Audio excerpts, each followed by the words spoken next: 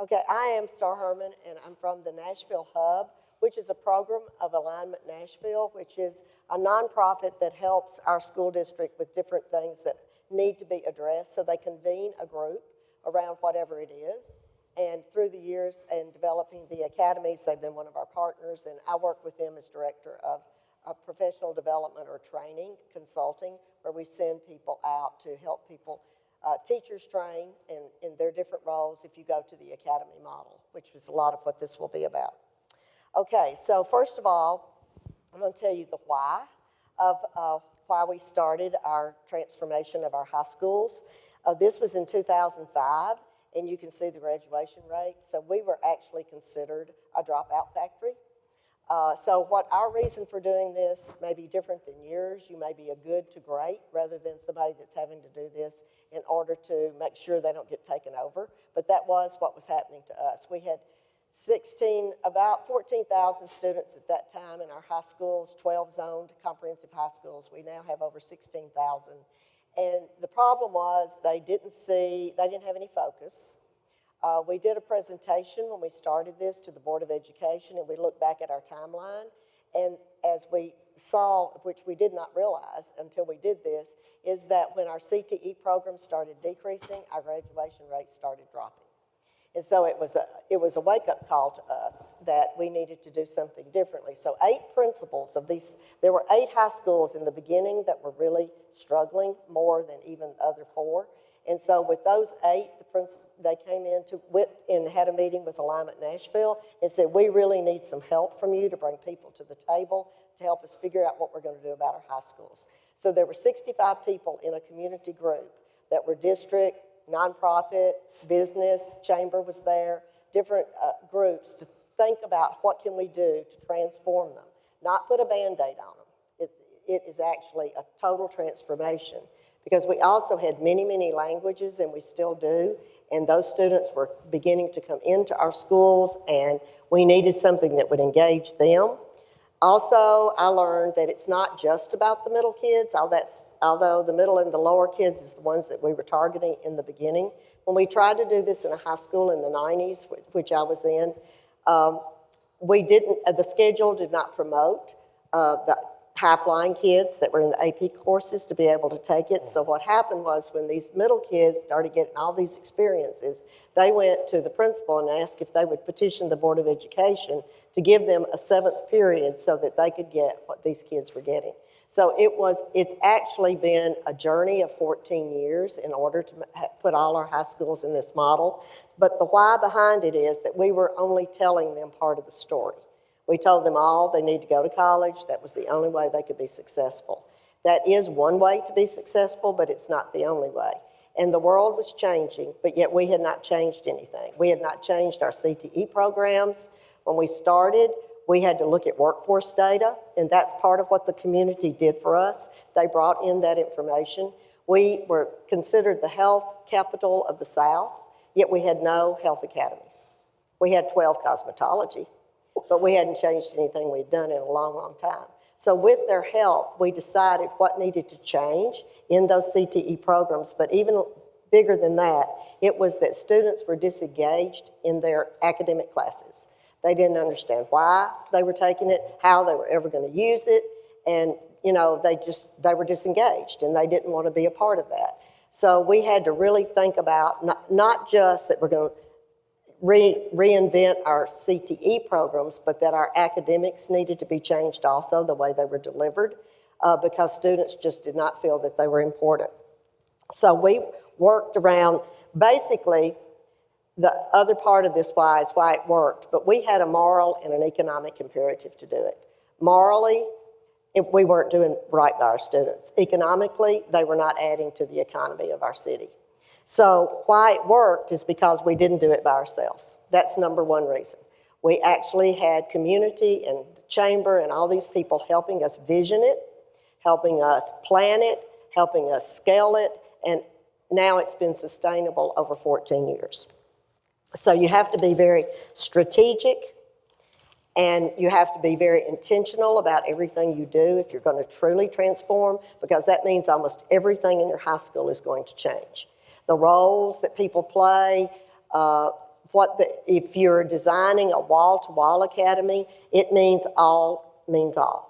That means every student, every high-flying student, every middle student, and every low-achieving student at the time you start needs to be a part of it, and that's what we decided. We did not want them to have to choose between higher academics and a CTE program, because it's about options. Are we really telling them all their options?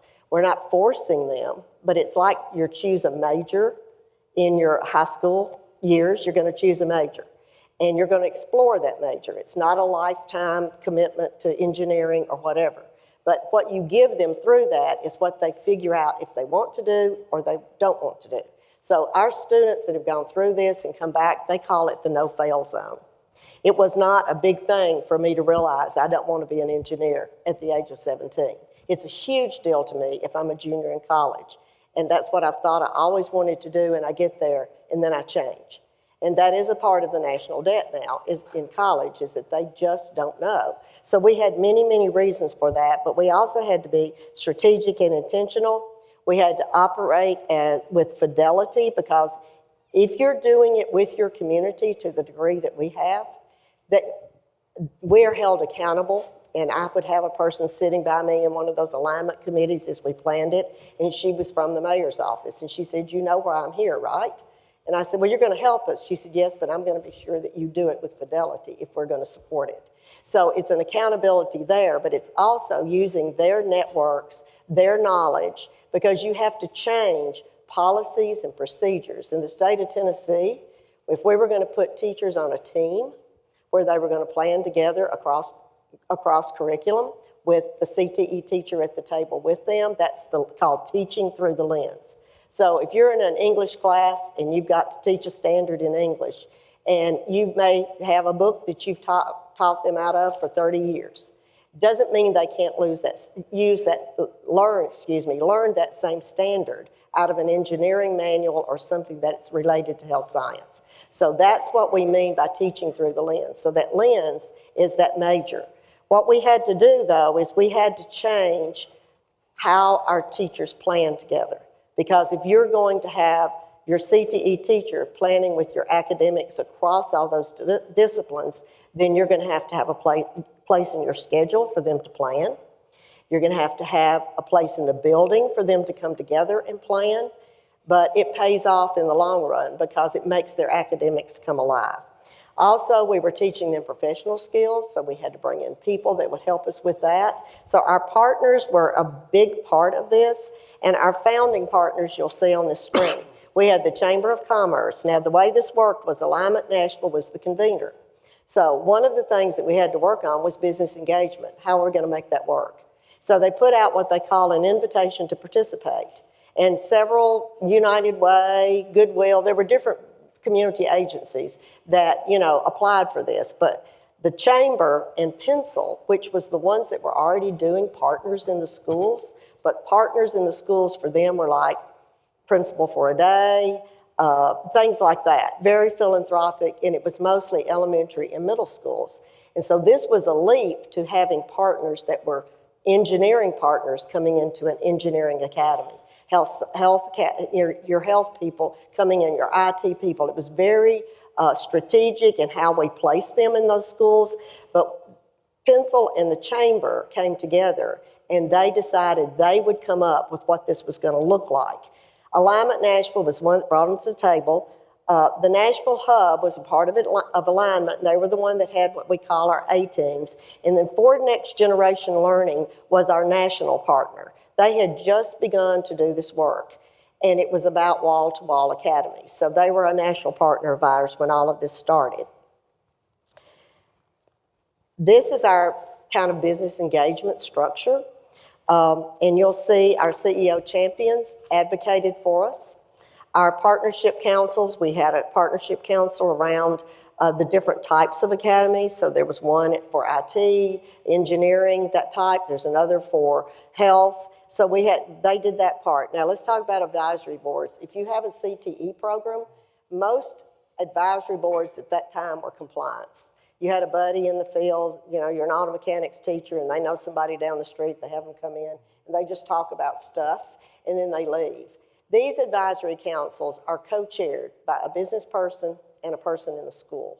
And there was a position that was given in the school for somebody to manage all of these business partnerships so that you're not running around the school trying to find who is the right person, and those were called academy coaches. So in those advisory councils now, they look at industry certifications, they look at all types of things that we would not even think about, but they also tell us what they expect and what they want of young people when they hire them. Not just the skill set, but the professional skills that help them keep their job. So they're constantly, but they're holding us accountable and we're holding them accountable for those types of things. We never ask them for money. That was the number one rule. And what we've learned through that time is this: when they get in there, they see what you need, and many times they donate things that you would never have thought of asking for. So it's been a journey that is, they will help you implement it, they will help you scale it, and they will help you make it sustainable if you bring them to the table. So, you know, we say build it and they will come. Well, actually, if they help you build it, they will stay. Because in these 14 years, those partners are still with us. We've had 4 directors of schools and 4 interim directors.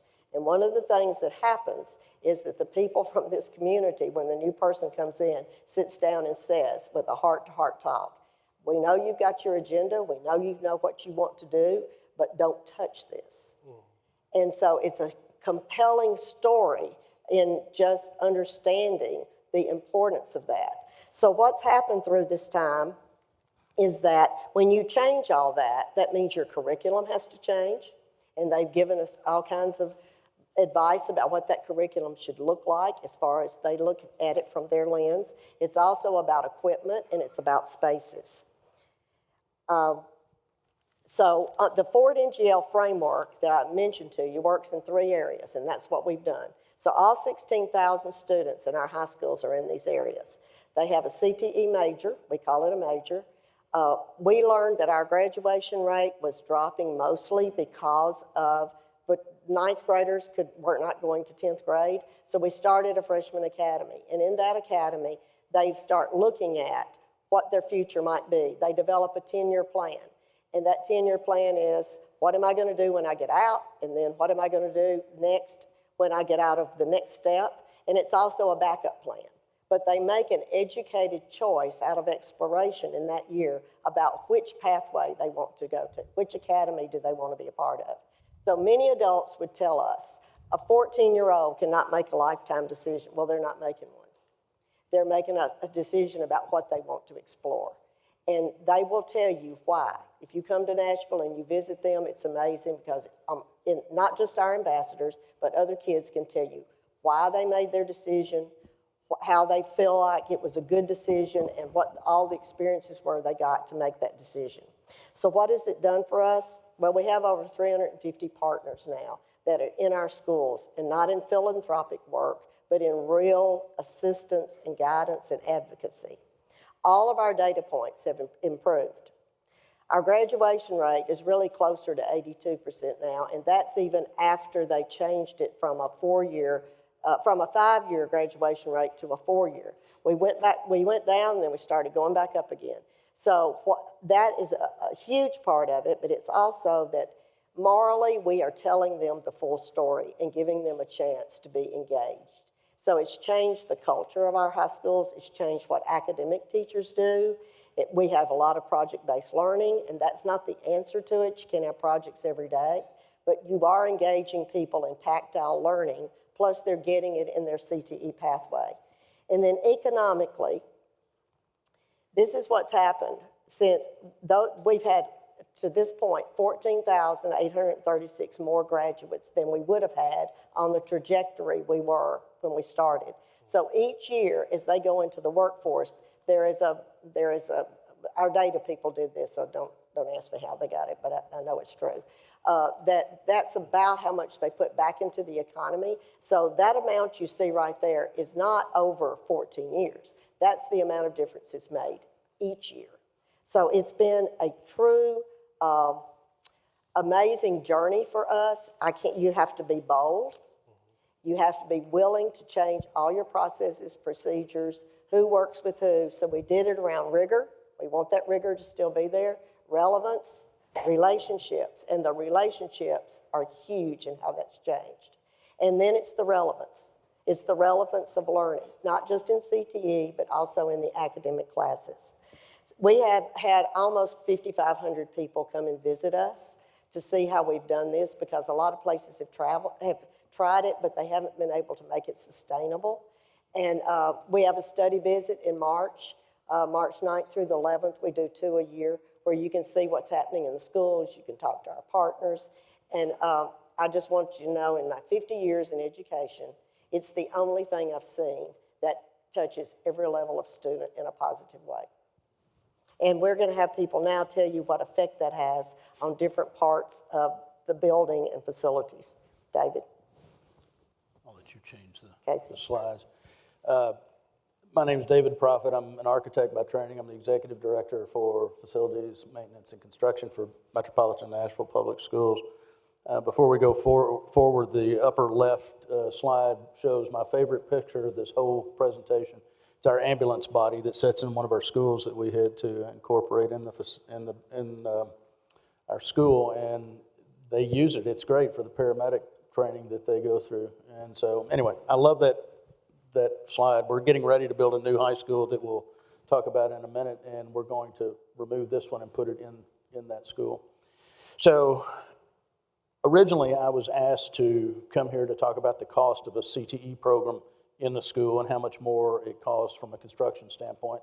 But to do that, you have to understand how the organizational structure is of a CTE program. So, physically. So, with that said, this young woman sitting next to me is our assistant director of of planning and construction at Metro Schools. And she's responsible for the programming of our CTE buildings. Casey Megow, and you remember the COO from Houston that was talking earlier today, and he was talking about bringing people up to take your position. Well, this is the A students teach and the B students work for the C students. Okay, that's Casey. So I felt it was really important that she be here to understand that narrative of how to put the school together before we can talk about cost. So I'm going to let her do that, and she'll turn it back over to me, and I'll tell you how little this costs the school system. Yeah, so Starr talked about wall-to-wall takeover, basically, of the academies, and how it's important for the students to engage. Well, the one thing that the academies do that I think is just amazing is it breaks down a large comprehensive high school. So if you say have a 1,600 student high school, it breaks it down into 400 student units. And those 400 students are seeing the same teachers in their schedule every day. So it may be a little bit more work for a math teacher who is now teaching 10th grade math and senior level math, or maybe like one trig class and algebra 2. It may increase that for a teacher, but they're seeing the same students in that math class for 4 years. And not only that, but those same students, they build camaraderie. They have team projects that they're working on together in their unit. So their health science class is doing a project together, as Starr mentioned as well, teaching through the lens of that. Now the English teacher is pulling that together. And that's possible because we're physically locating them together.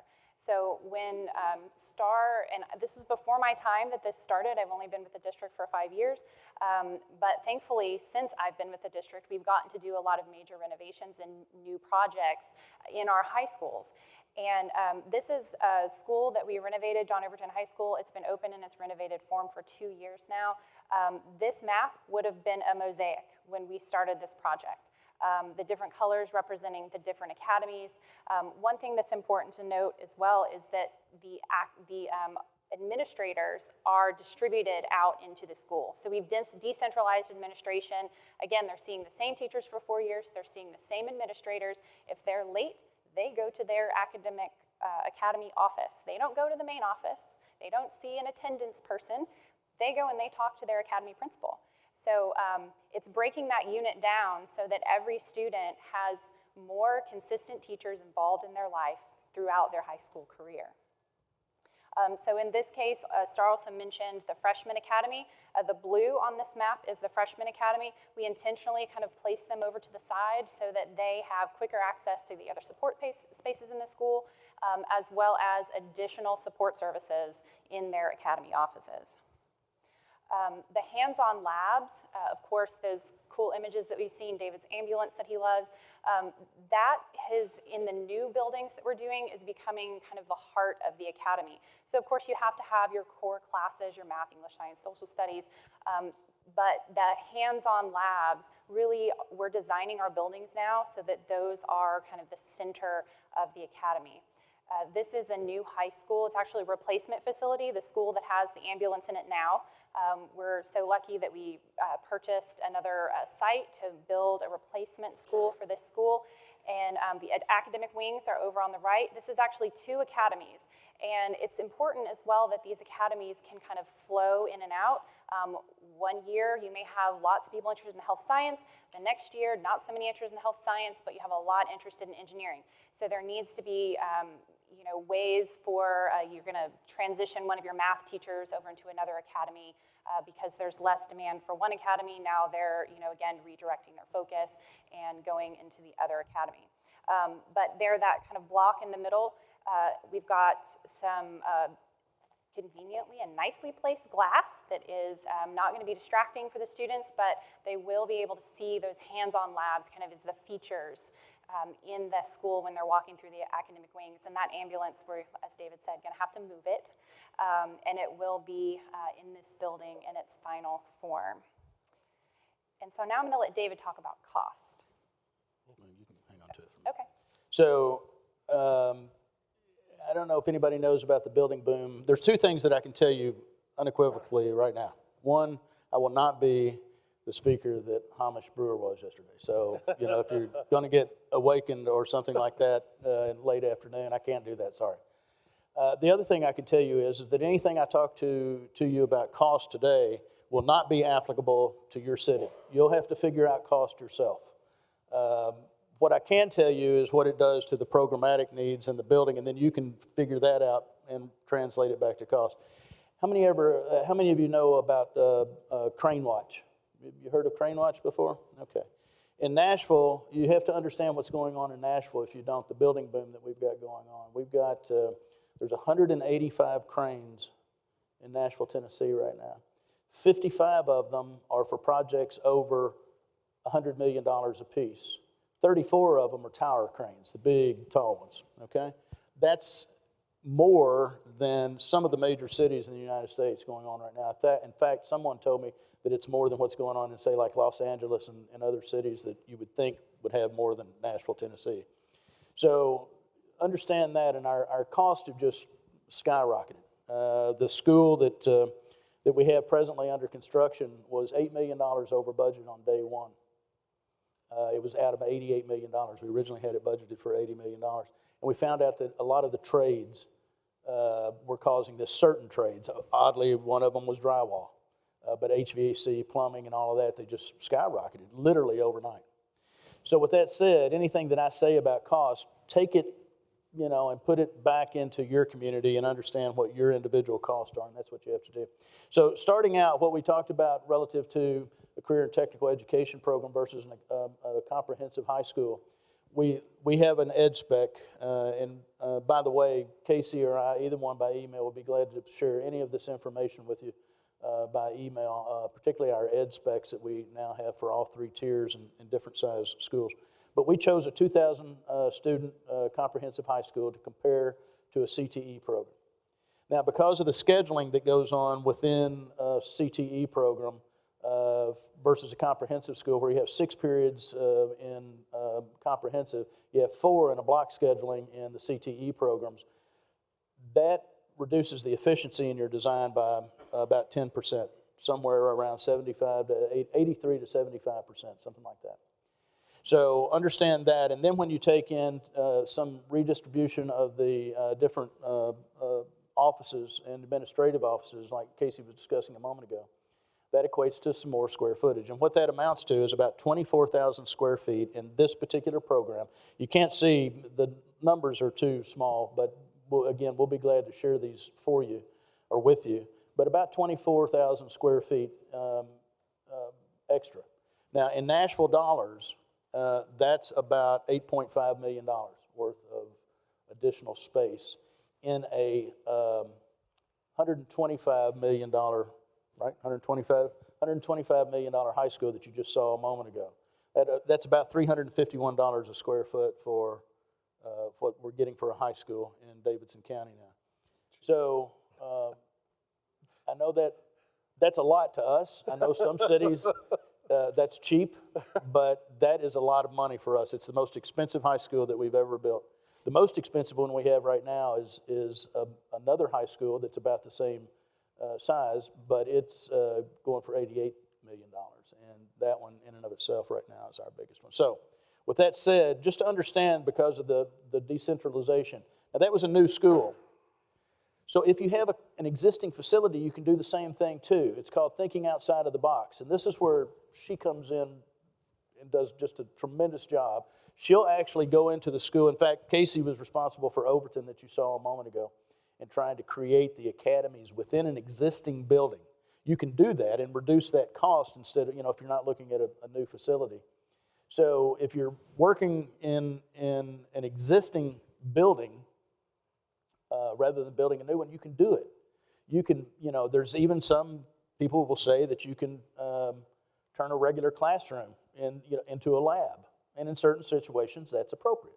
Certain ones, it's not. It may take a couple of classrooms, tearing out a wall in between them to create a larger lab. The point is that if you think out of the box to try and incorporate the programs that you may feel necessary for your own academy model, then you can take an existing school and make it work. We did it with Overton, and we did an addition and renovation to the school. It was about $45 million total for the entire building. But $45 million in an existing one is not $88 million in a new one, or $125 for even a larger school. So just understand that you can do different things with a different set of circumstances. And just understand that this 24,000 square feet is based upon our ed specs and based upon a 2,000 student comprehensive high school comparative analysis, okay? So with that said, I think I've hit most of the high points on that. So going back to what I just said a moment ago about making sure it works for you, we do it a certain way in Davidson County. We have this academy structure that we just have our methodology of doing it, and that's why everybody comes to see how we're doing it. But what they do is they take it back home and make it work for them. I'll turn it over to Alex, and he can go forth and conquer. Thanks. So, one of the biggest things I think we need to bring to a point or bring up is when I was asked to actually come in, I said, look, we all go to these different meetings or different conventions and things of that nature, but what we want to do is take something away that's actually going to make a change and a difference. What we learned at the academies in Nashville, I had no expectation other than just go there and see it. Plus, I got to go to Nashville, so that's pretty cool. While I was there, I had a chance to listen to Starr, and then I got a chance to listen to the Nashville team. And what they talked about is a community changing their school. They were done. They were fed up. There had to be a difference. Well, there's a lot of our school districts that are absolutely the same. And what we learned is, there's a group of students that have challenges at the bottom part of the spectrum. There's a group of students at the upper part of the spectrum. But at the time, we're trying to figure out how do we get that 75% of students in the middle? Then also, again, how do we get them to graduation? And then how do we get them to that next level? And that next level being, how do we get a job? How do we get them out of that entry-level position into the next step? And so the answer to that is stackable certifications, or things that they can actually achieve. But how do you get there? Well, the key to this is industry partners. And industry partners and us, we started with an idea and a thought. And I was blessed to go with our superintendent. The guy he's amazing. He worked in the mountains. He had a different way of looking at things. And he said, look, we have to do something different. So I got this guy by the name of Betts Manufacturing. I'm like, okay, who's Betts? So I didn't realize it was a multi-billion-dollar trucking company. And so that was pretty helpful. So while we're there, and I'd say, okay, so how does this apply to me? Because these are educators. This is great, but how does it apply to me? Well, part of my background, I'm a builder by trade. I'm also work with venture capitalists. I work with developers. And so what I wanted to do is, okay, this is my client. What does my client need? How am I going to achieve that? And what I realized is there's a marrying of ideas. My academic partners had no clue. They didn't know how it applied. But what I could see, taking a developer mindset, is like, okay, hold on a second, they have something here. And it's the why. It's what Starr talked about. What makes that different? How do we engage every student? How do we engage every student so they can have success? And what I realized, it's the industry partner. It's the opportunity. It's the engagement. You know, we all, as you look at and work with educators, you realize that project-based learning starts in preschool, goes into kindergarten, goes into first grade. It's extremely successful. We stop that, flip it around, stack them in rows and say, okay, learn. And if you don't learn, there used to be a consequence. Well, the consequence is gone, so the students are now disengaged. With project-based learning, what we did learn while we're there is independent behavior, how students hold themselves accountable. Once they get into these cohorts and these different models, what they end up doing is creating families and teams. And what that does is hold themselves accountable and wants them to complete. So what does that mean to me as a builder? Not a lot until I really started working with my industry partners. The industry partners said, okay, if you want us to really do this, you know, you're not building a cutting board. We're not going here and building, you know, a toolbox, which I built the Voc Ed program, which I thought was cool. But what we are going to do is we're going to do something because I need your students. In the trucking industry in Central California, it's the breadbasket of the world. We don't have enough people to work on our trucks, to drive our trucks, to align our trucks, to work on the refrigeration. So how do we make a difference? Well, they're looking for an opportunity. And these are companies from all across the United States. We went to the Soul Conference in Las Vegas, and you thought I was a rock star. I felt when I'm meeting Starr, because she's just awesome. And they realized, like, you're going to develop students, you're going to sit here and do it with intention. You're going to go through NATEF certifications, and they're going to give me a student that can achieve day one, that knows what they want. Now, we have to remember, all these are just hooks to get kids through school, just like sports, just like music, just like drama, all those other things. So this is another tool. But what this does, it takes that student that may not have that parental support or guidance that they may have, and give them that strength and that willingness to achieve. So what do we do? It's like, okay, then you get in a unique position, especially in facilities, and then you're saying, okay, academic partner, create something. Well, they don't know. So they come up with a great idea. And so Nashville became a great place to push against and say, okay, this is what we want. This is something we need to achieve. So we had to reverse how we approach the design process. And the design process came into all the way down to the lesson plan. And then we worked from the lesson plan back up and created facilities around it. So what we have now, I'm not switching slides, I'm super excited. So what we had is, so the school district said, okay, we have a school that you can take over. It actually wasn't a high school, it was a middle school. And so they said, okay, well, you need to have a plan. And we looked at it and said, okay, great, throw some great colors on here. But the reality is, none of this works to do a wall-to-wall CT program. So what we said, okay, so what do we need today? So we learned that we need a heavy truck, we needed small auto, we need welding, carpentry, manufacturing, and engineering. So that was our first step.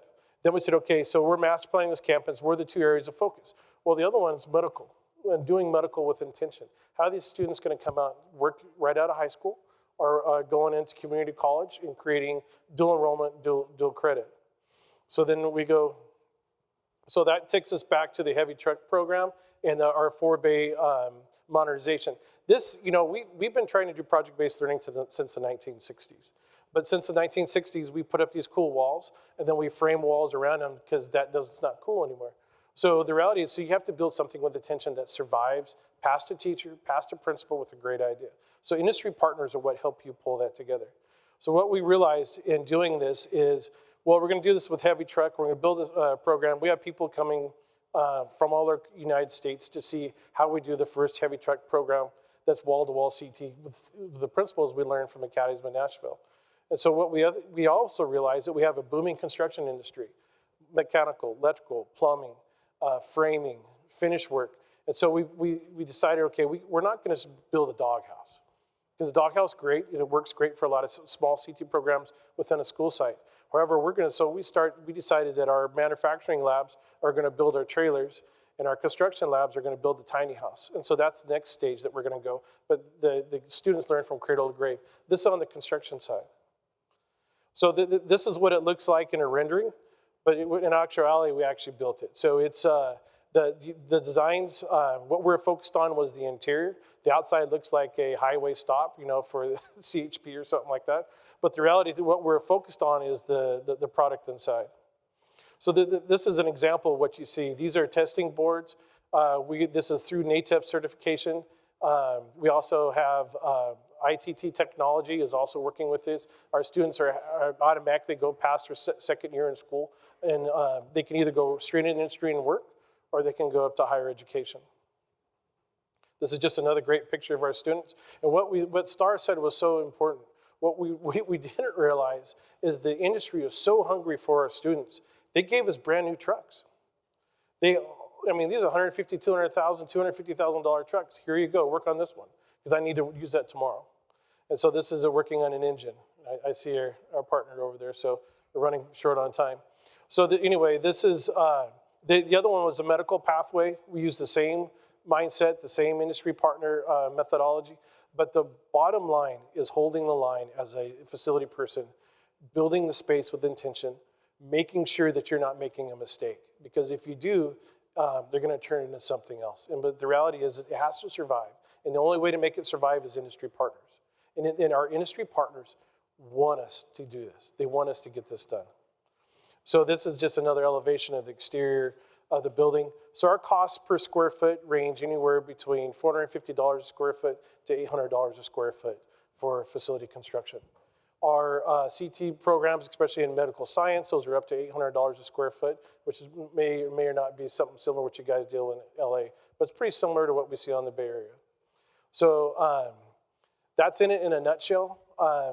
This is something I'm very passionate about. This is something that we've seen to be extremely successful. And what we're also noticing is that we have several magnet schools within our program, and we thought are just serving that higher functioning student, so maybe higher grade levels, things of that nature. And what we're finding that they're self-selecting, and some of them on city buses for an hour and a half to be able to participate in these programs. So it's for all students. But the thing we have to remember is that group of students that sometimes is lost, that may not go to college or may not finish college, they need something too. And for most cultures, they don't travel more than 20 miles away from home. They infill the entry-level position. Every year we stack thousands of students into that same entry-level position. That's why there's a gap right after that second level. And so what we really need to do is help our students realize they can, and achieve that higher level. That's it.